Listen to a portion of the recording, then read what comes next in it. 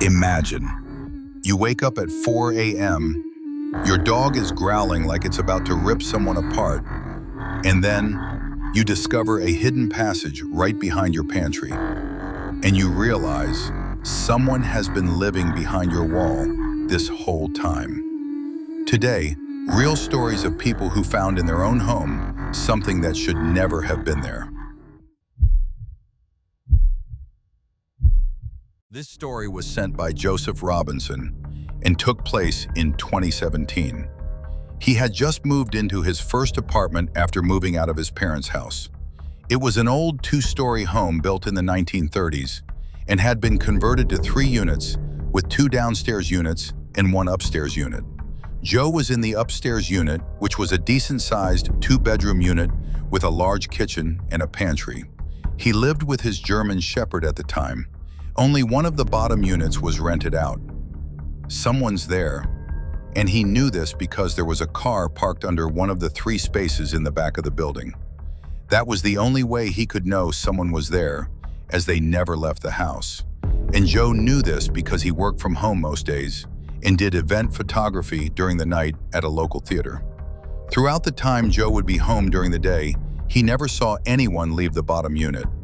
But he knew someone was there because he could hear the sounds of someone walking around and talking.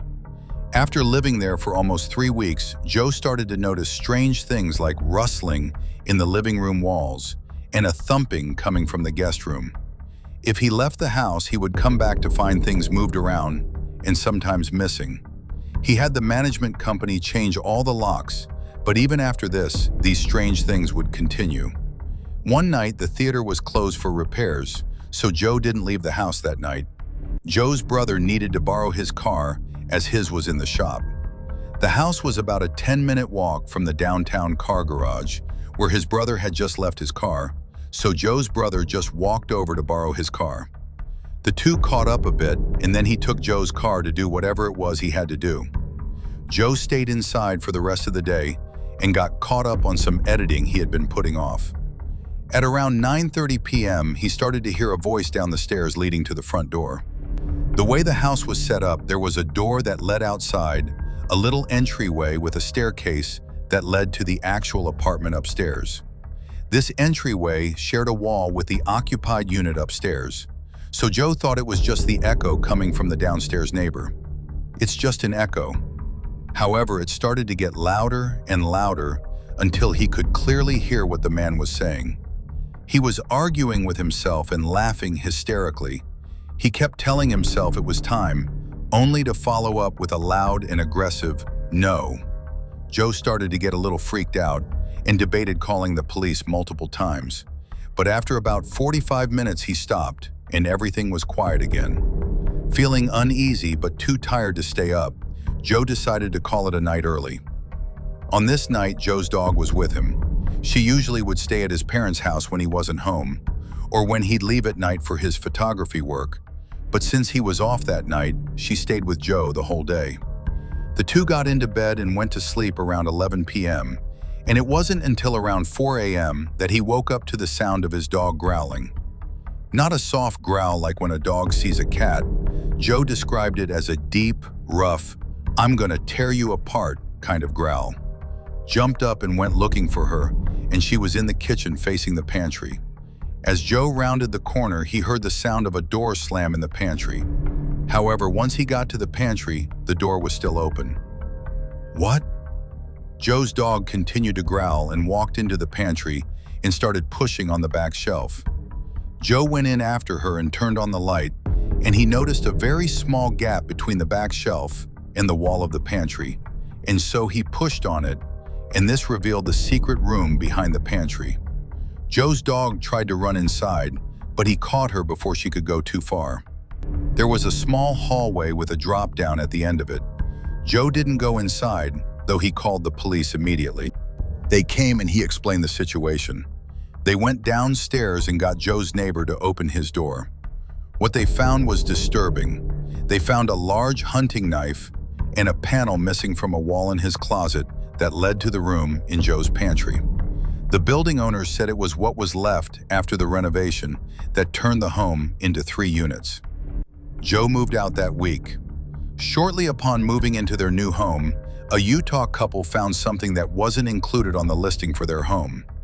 That might sound exciting, but what they found to them was anything but exciting. The couple stumbled across a hidden room in their house, and it looked exactly like a torture dungeon. The couple found the entryway to this hidden den behind a pretty average-looking bookcase in a room that appears to be just an ordinary lounge. The wife/mother said that the bookcase positioned against the wall looked off, so she decided to try and move it elsewhere. And this was when she soon realized that the bookcase was actually secured on and was disguising a secret door that the couple had no idea existed.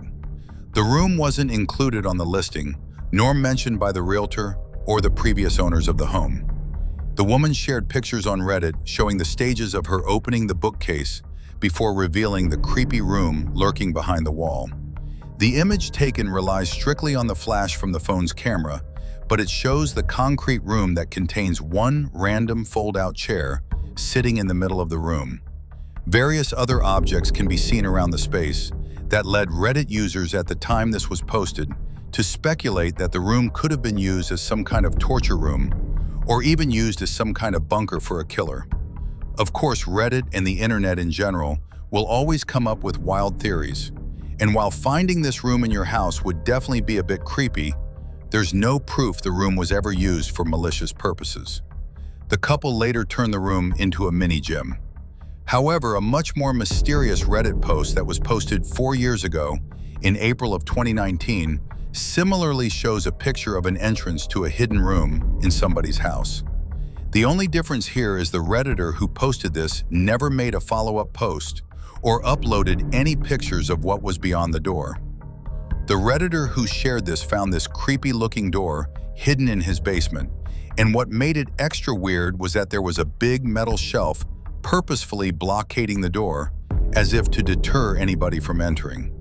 The Redditor claimed it was done so by the previous owner. The post contained no additional info, but what makes this whole thing stranger was that this was the last post to ever be made from this Reddit account. This was a pretty active Reddit account before this post.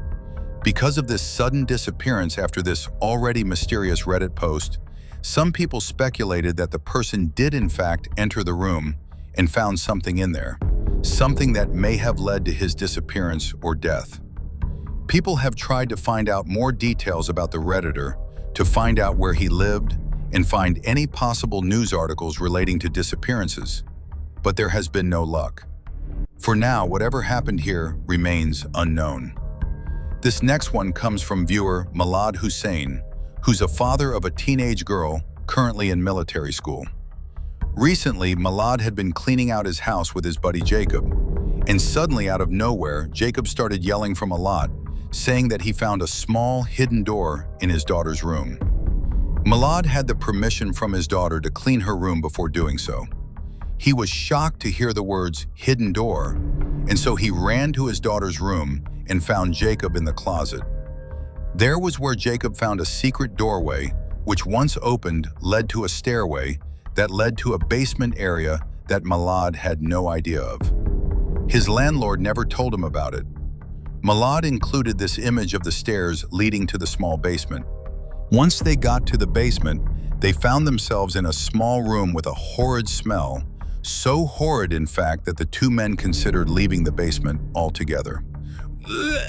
Inside the basement was a small table covered in weird, dark red stains, with a big book, a total of 28 pens which had no ink left, and a mountain of trash with an old laptop on the table. The two men wondered if someone used to live down there a long time ago, simply based off how old the laptop was.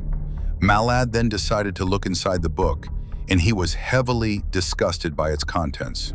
There were writings of somebody's plans to brutally slaughter the bullies from school, and he recognized the handwriting to be that of his daughter. One short passage in the book read, "Goodbye, world. Goodbye. There's nothing in this world. I'm useless. I have a Glock in my hand while writing this. I will pull the trigger anytime soon. I'm slowly destroying myself. Help me." On another page of the little diary, there was a note that said, I will rip blank into shreds and drown her in her own blood. I have no remorse for what I'm doing. I am aware that I'm going to murder someone who caused me pain and shame for the past 9 years. You will regret it. Say hello to my new weapons." The third image from the diary he attached was a diagram of her school and her plan on targeting it and her bullies with her friend who was experiencing the same issues as her. Unfortunately, all the images were pretty blurry. I'd say it's safe to assume Malad confronted his daughter after finding these notes, but I was never able to get confirmation from him as he never replied to any of my emails, unfortunately. This last story comes from a viewer named Sal from Hope Mills, North Carolina. In the summer of 2022, he and his friend Connor moved into an upstairs apartment in a 2-family home in town. They didn't sign a lease or anything. It was a listing they found on Facebook Marketplace that offered month-to-month rentals. Sal contacted the landlord, Tom, who did not live in the house. There was a tenant already living in the downstairs apartment who drove a red pickup truck that was almost always in the driveway. The upstairs apartment was decent, nothing too modern or fancy, but they saw it as a nice, temporary place to escape from their parents' houses.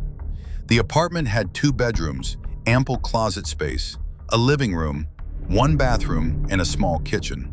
The 2 bedrooms were on opposite sides of the floor with a long hallway connecting them, and the living room in the middle of the hallway. All of the rooms in the hallway were carpeted. There was a big closet in the hallway that would otherwise be used as a jacket closet. But given that they were only going to be there for the summer, they were going to use this as a small storage closet. Right from the get-go, Sal would feel like he'd be hearing noises coming from above the apartment, usually cracks in the wood that he would keep dismissing for normal house noises. But on one of the first nights in the apartment, right above Sal and his bed, he heard what he was almost positive were footsteps. The cracks in the floor were moving, and they were at a steady pace. Sal went over to Connor's room and knocked on the door to ask him if he was hearing the sounds too, but by this point, the cracks stopped. Sal freaked out Connor with this because they were already on the upper level. Anything above them would be the attic, but they were not told of any attic by the landlord. The next day, Sal texted Tom asking if there were an attic, and Tom replied, no, there wasn't, and that any sounds that would come from above would just be the pipes. So once again, Sal would dismiss the sounds he heard for house noises. The sounds would continue for a few nights. Then one day after getting home from work, Sal was home alone. Even the downstairs tenant was out.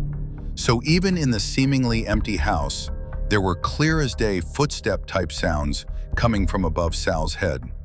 He decided to look around the place for a potential attic door. There were no attic doors in either of the bedrooms or living room.